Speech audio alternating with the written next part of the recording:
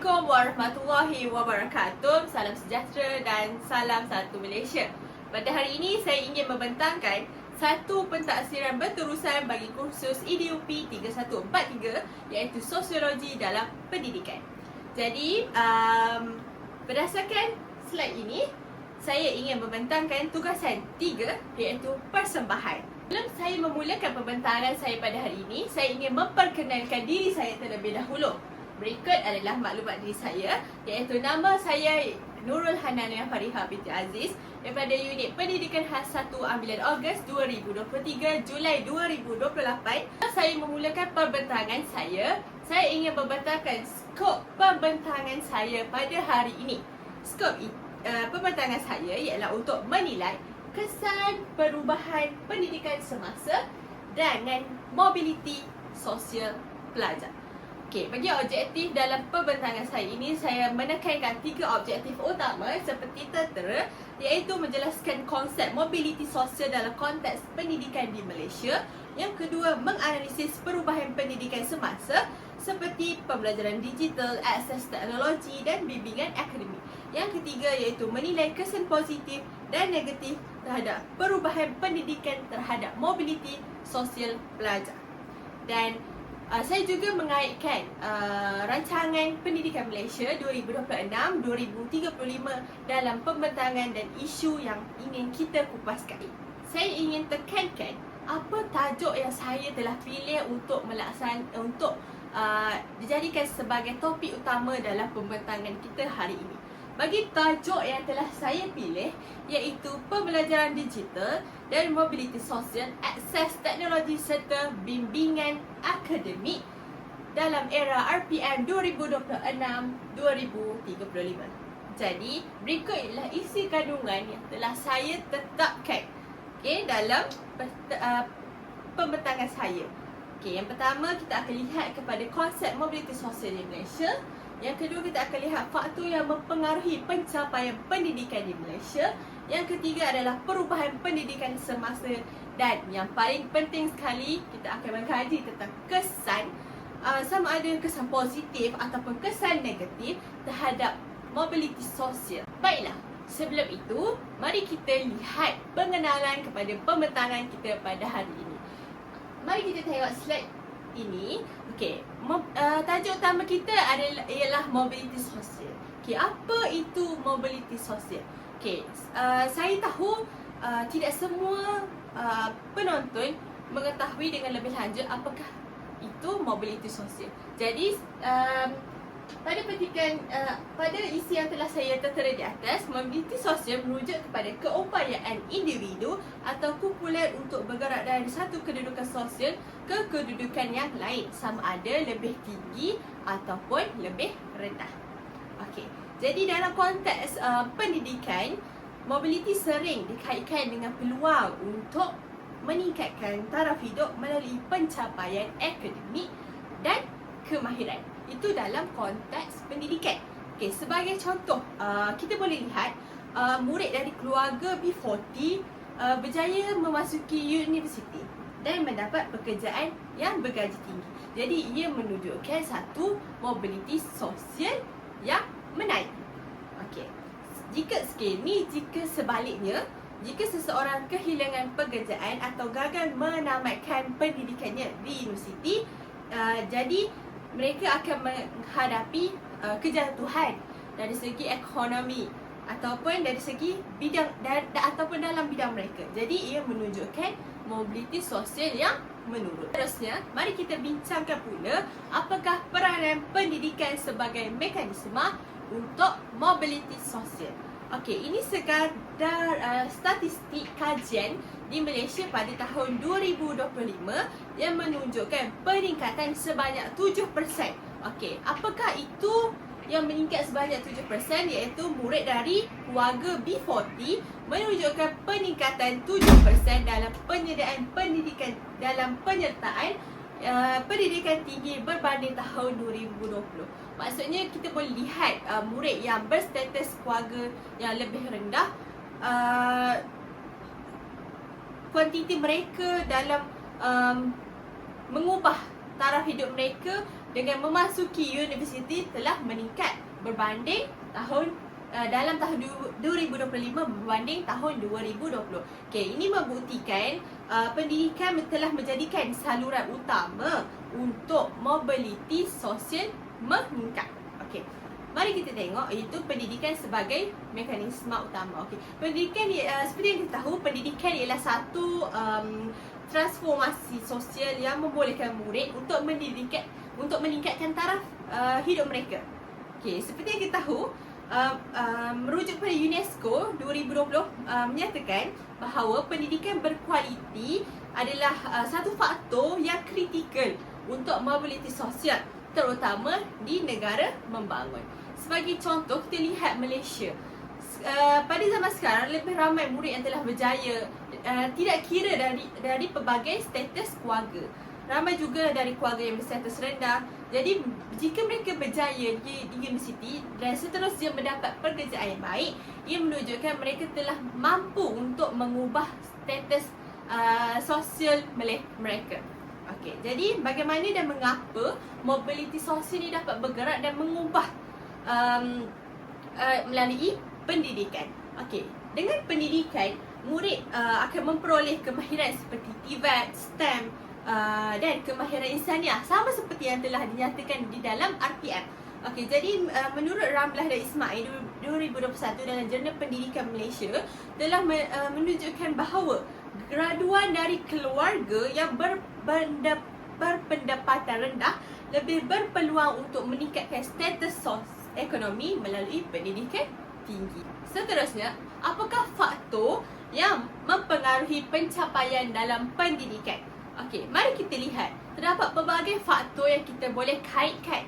Okey, yang pertama ialah faktor latar belakang keluarga. Kenapa saya cakap macam seperti berikut? Kerana murid dari keluarga yang berpendapatan tinggi seperti T20 lebih mudah mendapat akses kepada sumber pembelajaran berbanding pelajar yang berpendapatan rendah iaitu B40. Okey, jika kita lihat jika kita bandingkan melalui aspek teknologi digital, secara amnya kita boleh lihat pelajar yang berstatus tinggi iaitu T20 lebih mudah untuk mendapat akses pendidikan digital yang lebih berbanding B40 kerana mereka lebih berpeluang untuk keluarga mereka menyediakan mereka peranti digital seperti iPad ataupun komputer, kemudahan dari segi internet berbanding pelajar-pelajar yang B40.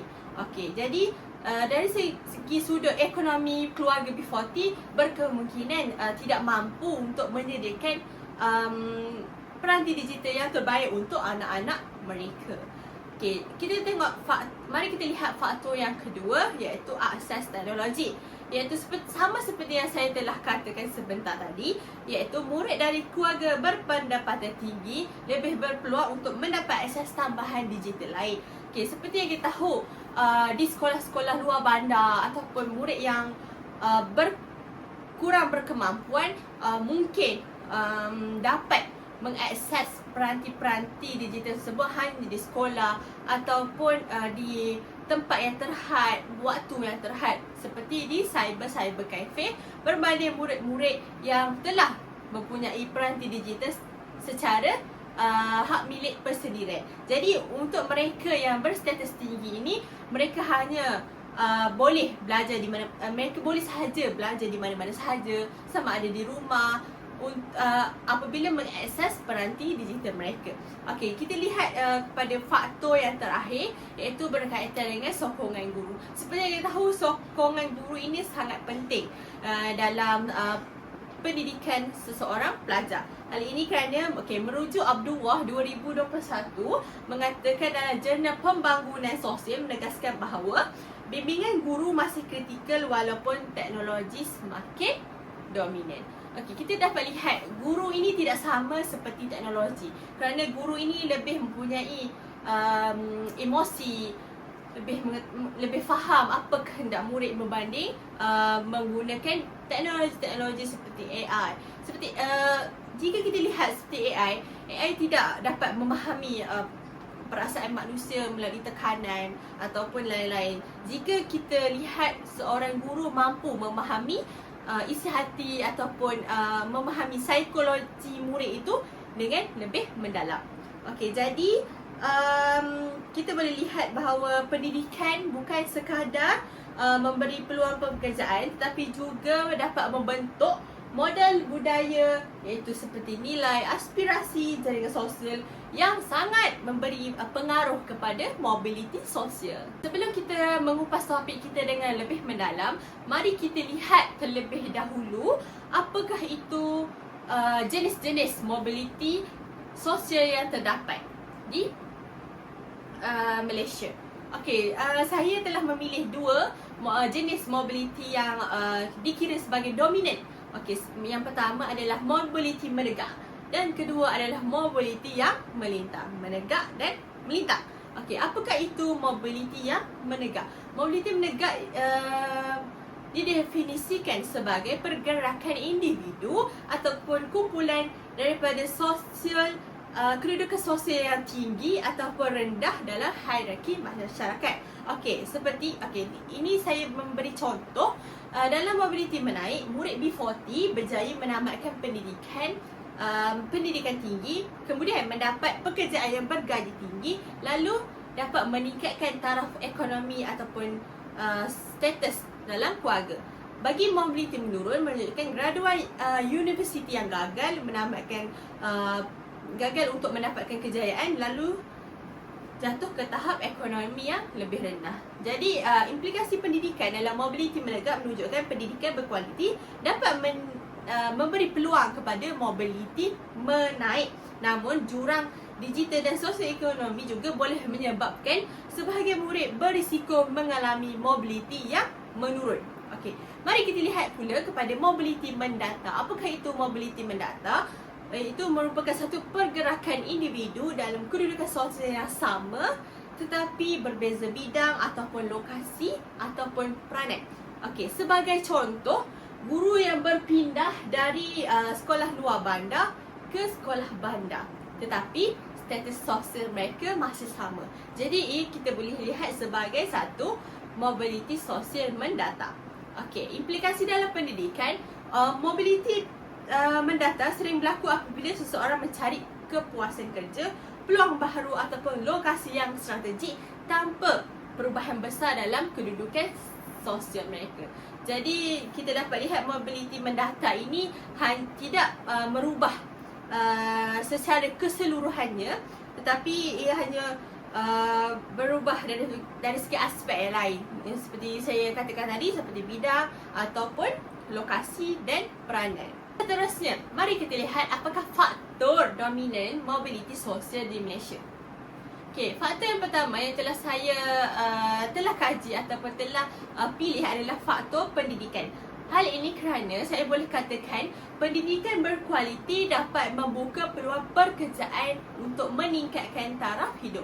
Okey, jadi sebagai contoh, pendidikan tinggi dan tibat dapat memberikan murid yang berkemahiran teknikal serta insani yang diperlukan dalam peluang pekerjaan.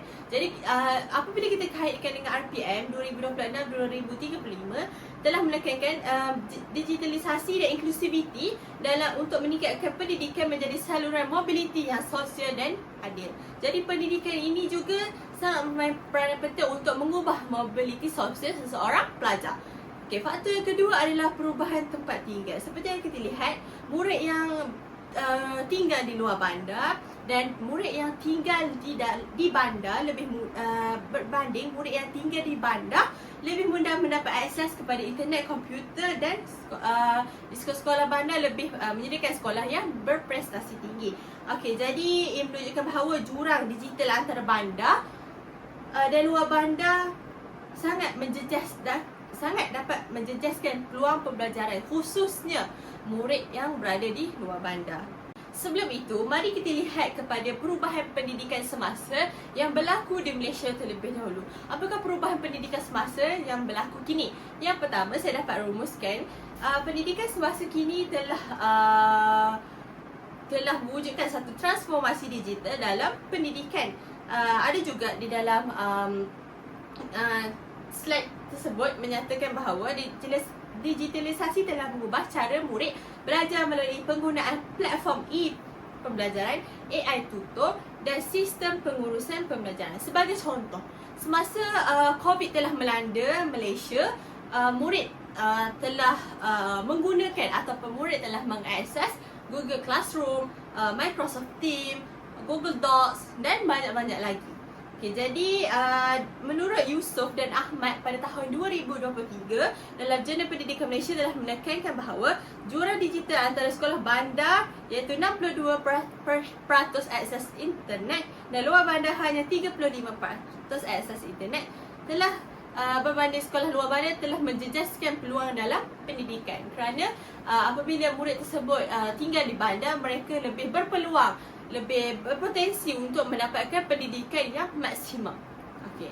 Jadi apabila kita nak kaitkan dengan RPM 2025-2036 iaitu RPM telah menekankan pembelajaran hybrid iaitu blended learning sebagai norma baru untuk memastikan akses pendidikan lebih inklusif.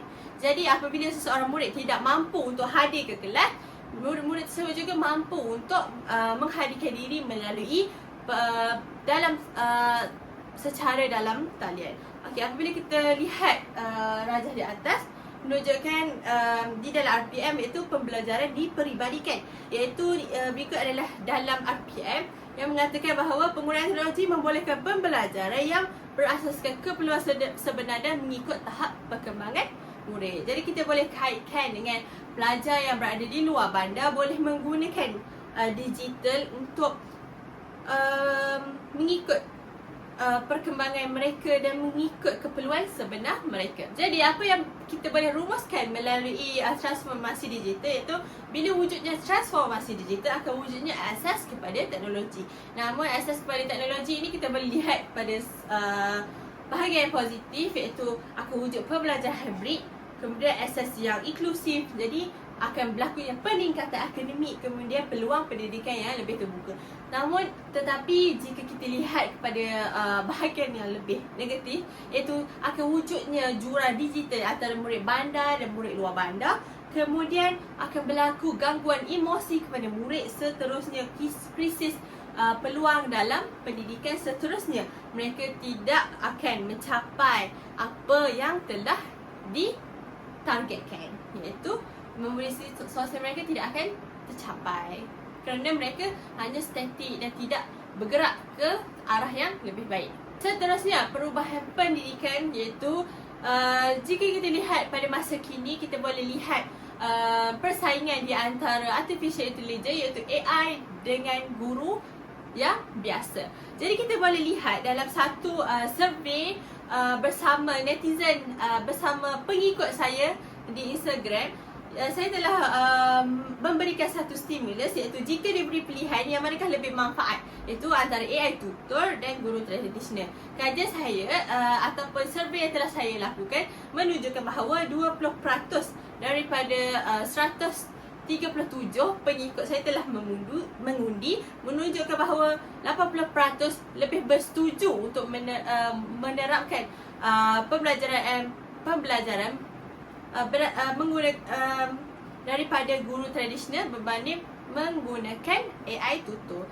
Okey, guru ini seperti yang kita tahu, guru dapat memberi bimbingan secara bersemuka, membina hubungan emosi dan dapat membantu untuk memberi motivasi kepada murid. Berbanding jika satu pembelajaran kita mengaplikasikan AI sepenuhnya, AI hanya mampu memberi sokongan pendidikan secara automatik, iaitu hanya menganalisis prestasi murid serta hanya memberikan cadangan jawapan yang dikehendaki ataupun yang dikehendaki oleh murid-murid.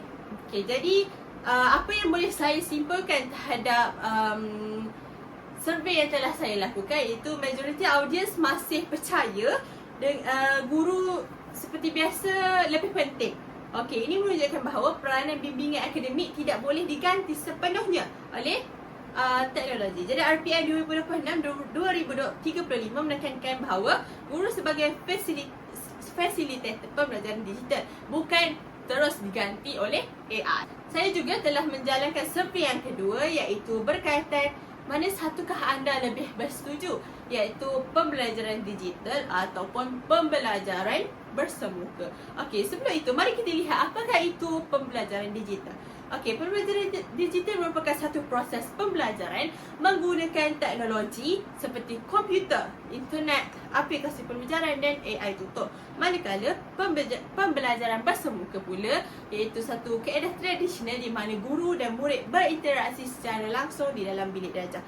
Jadi apa yang boleh saya lihat kepada survey yang telah saya lakukan di Instagram, iaitu kebanyakan audiens lebih bersetuju untuk pembelajaran bersemuka, iaitu sebanyak 81%, manakala hanya 19% bersetuju untuk pembelajaran terus dilakukan secara digital. Okay, ini selari dengan dapatan bahawa interaksi sosial masih penting untuk mobiliti sosial, namun RPM tetap menekankan digitalisasi kerana ia dapat memberi peluang akses kepada yang lebih luas. Namun cabarannya iaitu bagaimana kita hendak menggabungkan kedua-duanya, iaitu di antara pembelajaran digital ataupun bersama pembelajaran secara bersemuka.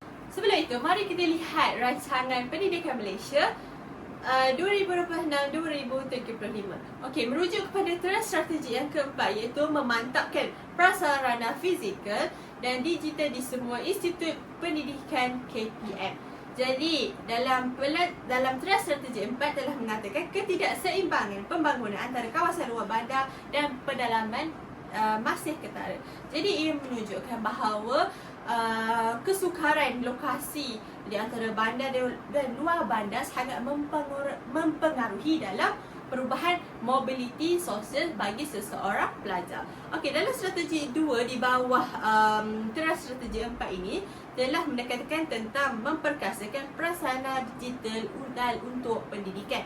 Jadi yang pertama iaitu dengan mentransformasikan pengalaman pembelajaran dengan inovasi teknologi, dan yang kedua adalah menambah baik prasarana digital di institut KPM. Seperti yang kita lihat inisiatif KPM untuk memanfaatkan digital seperti mengadakan Google Classroom ataupun D5 sangat membantu kepada pelajar mengakses digital dalam pendidikan dengan lebih baik. Jika pelajar tidak kira yang berstatus tinggi ataupun pelajar yang berstatus rendah dapat mengaplikasikan akses yang telah disediakan oleh kerajaan, sangat dapat mengubah status sosial mereka. Jadi maka terjadilah satu mobiliti sosial dalam diri mereka. Seperti mana kita lihat juga dalam teras strategi yang kedua. Okey, apakah yang dikatakan? Okey, dalam teras strategi 2 ini menekankan tentang mengoptimumkan potensi murid melalui pengalaman pembelajaran yang bermakna untuk menjadi warga negara global. Okey, jadi rasional dan kumpulan strategi. Okey, dalam teras strategi ini menekankan memastikan setiap murid berkembang secara seimbang untuk membentuk insan yang sejahtera. Jadi kita boleh lihat bahawa Kementerian Pendidikan Malaysia sangat menekankan bahawa setiap murid perlulah mendapat akses pendidikan yang sama dan terus untuk merapatkan jurang di antara pelajar luar bandar ataupun dalam bandar ataupun berstatus sosial yang tinggi ataupun yang lebih rendah. Seperti yang kita tahu, topik pembincangan kita yang penting adalah tentang kesan perubahan pendidikan terhadap mobiliti sosial.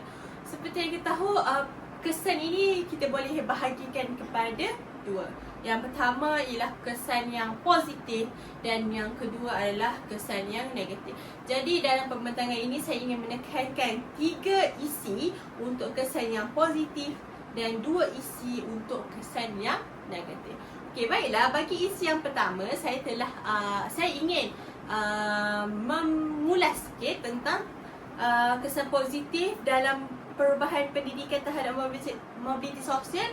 Yang pertama adalah berkaitan dengan persaingan sihat antara pelajar. Okey, seperti yang kita lihat, persaingan akademik dapat mendorong murid untuk meningkatkan usaha, disiplin dan motivasi. Okey, contohnya murid akan berlumba-lumba untuk mencapai keputusan yang cemerlang dalam peperiksaan ataupun projek STEM. Okey, seperti yang kita lihat, jika murid bersama-sama pelajar berusaha ataupun melaksanakan pembelajaran secara berkumpulan ataupun memanfaatkan penggunaan digital dengan sebaiknya bersama-sama, mereka juga dapat mewujudkan satu persaingan yang sihat untuk mereka berjaya bersama-sama. Okey, jadi murid-murid ini tidak akan meninggalkan rakan-rakannya kerana mereka juga mampu membantu setiap murid berjaya dan sekaligus mengubah taraf hidup ataupun jika mengubah taraf hidup, jadi terciptalah satu pergerakan sosial murid tersebut. Jadi maka terhasillah satu mobiliti sosial terhadap seseorang murid tersebut. Okey, jadi kita lihat Rahman dan Ismail pada tahun 2021 dalam kajiannya juga telah menekankan bahawa persaingan sihat dapat meningkatkan pencapaian akademik dan membentuk budaya yang meritokrasi. Jadi kita boleh lihat bahawa persaingan yang sihat ini sangat dapat membantu murid untuk meningkatkan pencapaian akademik. Jadi jika mereka sama-sama dapat meningkatkan pencapaian akademik, bukan sahaja telah melakukan mobiliti sosial dalam diri mereka sendiri, tetapi juga melakukan satu mobiliti sosial terhadap institut mereka ataupun sekolah mereka. Okey, jadi apa kita yang boleh kaitkan dengan RPM, iaitu pendidikan bermutu tinggi, bertujuan untuk melahirkan masyarakat yang berilmu dan berdaya saing untuk memperkukuhkan lagi mobiliti sosial. Jadi jelaslah menunjukkan bahawa RPM ini dapat menyokong isi-isi yang telah saya bentangkan sebentar tadi. Seterusnya, RPM juga menyasarkan pembentukan individu yang mempunyai pandangan luas, mampu berfikir secara kritis dan berdaya tahan dan berdaya saing di peringkat global. Jadi jika mereka melaksanakan ataupun mewujudkan persaingan sihat untuk belajar, jadi mereka juga mampu menjadikan pendidikan kita sehingga ke taraf global. Seterusnya, penekanan diberikan kepada penguasaan abad ke-21 bagi memastikan murid terus bersedia untuk menghadapi cabaran dunia yang kompetitif. Baiklah, seterusnya, kesan perubahan pendidikan yang kedua adalah dalam peningkatan tahap akademik pelajar. Yang pertama, hal ini demikian kerana pendidikan digital dan inovasi pedagogi dapat meningkatkan pencapaian akademik pelajar. Okay, sebagai contoh, murid menggunakan AI Tutor untuk mengulang kaji dan memperbaiki kelemahan dalam subjek matematik. Okay, sebagai kita lihat, teknologi bukan sahaja dapat melemahkan seseorang murid, tetapi teknologi juga dapat meningkatkan pengetahuan, dapat meningkatkan keupayaan murid untuk meneroka lagi terhadap satu subjek ataupun kemahiran yang belum mereka kuasai. Jadi menurut RPM, sasaran KPM adalah untuk memastikan semua murid menguasai literasi dari numerasi pada akhir tahap 1. Jadi kita dapat rumuskan bahawa pendidikan digital ini dapat membantu murid untuk bergerak ke tahap lebih baik. Sebagai contoh, mungkin dengan digital ini pelajar, bilangan pelajar yang menguasai literasi dan numerasi akhir tahap 1 akan lebih meningkat. Okey, berbanding daripada tahun sebelum-sebelum ini yang tidak ada digital. Kerana pendidikan digital ini bukan hanya dapat berlaku di sekolah sahaja berbanding zaman dahulu, tetapi pendidikan digital kini boleh berlaku di mana-mana sahaja, sama ada di rumah bersama ibu-ibu bapa mereka. Seterusnya adalah aspirasi sistem adalah untuk mencapai purata skor antarabangsa dan pentaksiran TIMSS dan PISA. Seperti yang kita tahu, TIMSS dan PISA merupakan satu titik ukur yang kita boleh membandingkan status pendidikan negara kita dengan negara yang lain. Kita dapat lihat bahawa melalui peningkatan tahap akademik menunjukkan bahawa mobiliti pelajar itu terus meningkat menjadi lebih baik jika mereka mendapatkan keputusan cemerlang dalam pembelajaran mereka.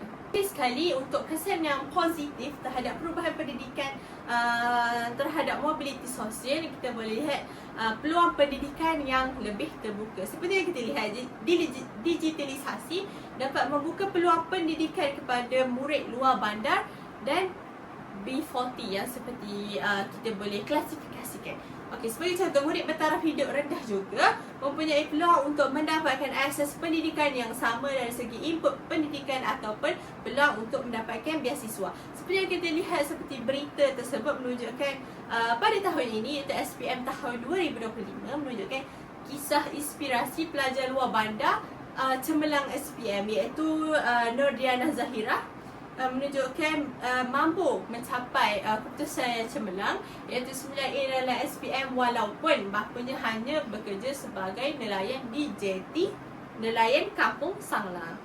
Okey, jadi ini menunjukkan bahawa pendidikan diiktiraf sebagai hak asasi untuk semua tanpa mengira latar belakang sosio-ekonomi, lokasi dan keupayaan.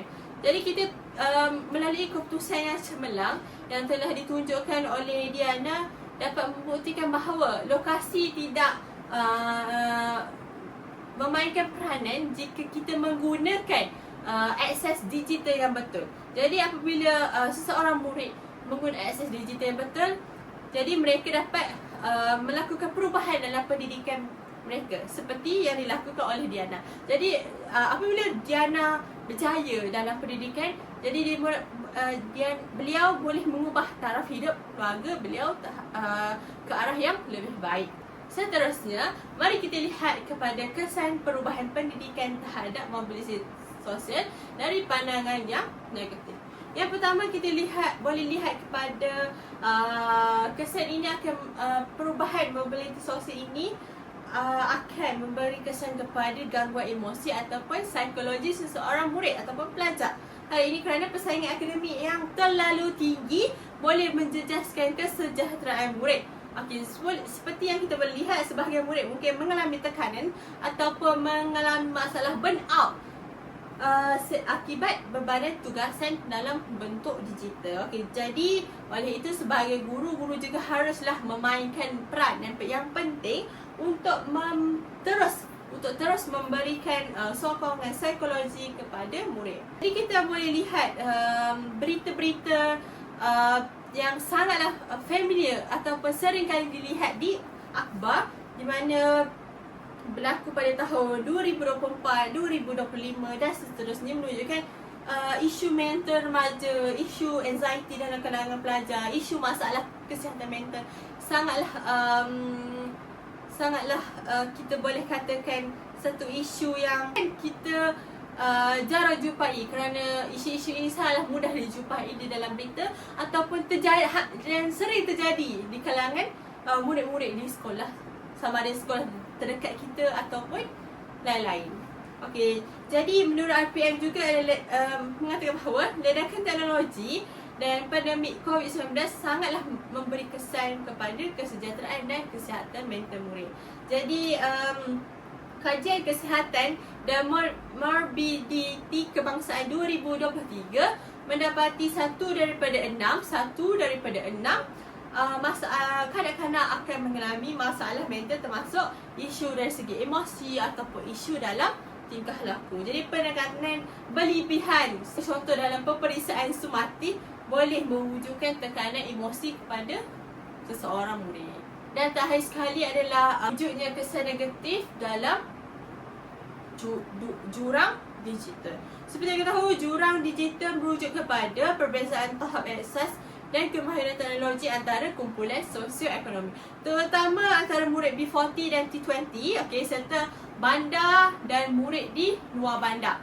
Okey, jadi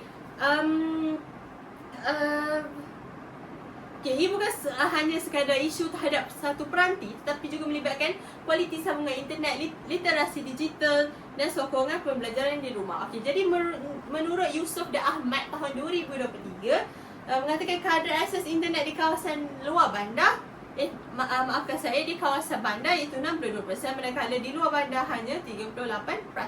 Okey, jadi perbezaan ini dapat menjejaskan peluang murid untuk mengikuti pembelajaran digital secara efektif dan setara.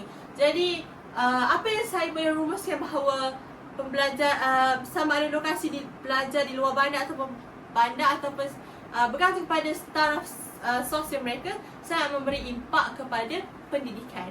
Jadi wujudnya jurang digital antara pelajar di luar bandar dan pelajar luar dan bandar dapat memberi kesan terhadap pendidikan mereka. Jadi apa yang kita boleh kaitkan iaitu akses internet dan peranti masih dikira tidak seimbang, terutama di kawasan bandar dan kawasan luar bandar. Okey. Menurut kajian menyatakan bahawa hanya 48% murid di Kedah Pasti dapat menggunakan pelantar D5 secara aktif. Jadi ia menunjukkan bahawa jurang yang besar dalam keberkesanan penggunaan teknologi terhadap semua murid di Malaysia. Okey, jadi kekurangan prasarana digital yang memenuhi piawaian di sekolah tertentu dapat menjejaskan kesetaraan asas kepada pendidikan yang lebih moden. Jadi kita boleh lihat jurang digital ini bukan satu musuh kepada mobiliti sosial seseorang pelajar, jurang pendidikan ataupun gangguan dari segi emosi. Jadi murid akan hanya duduk di satu titik yang sama dan tidak berlaku sebarang pergerakan ataupun perubahan dalam diri mereka. Jadi rumusannya, apa yang boleh saya rumuskan ialah pendidikan di Malaysia sedang melalui fasa transformasi yang sangat besar yang dapat memberikan kesan langsung kepada murid, pendidikan institut, ibu bapa, komuniti dan industri. Jadi melalui RPM iaitu Rancangan Pendidikan Malaysia 2026-2035 telah menjadi kerangka utama untuk memastikan pendidikan bukan sahaja dapat meningkatkan tahap akademik tetapi juga berfungsi sebagai saluran mobiliti sosial yang adil, inklusif dan berdaya saing global. Berikut adalah rujukan yang telah saya gunakan untuk menghasilkan slide pembentangan ini dan seterusnya. Itu sahaja daripada saya. Sekian, terima kasih.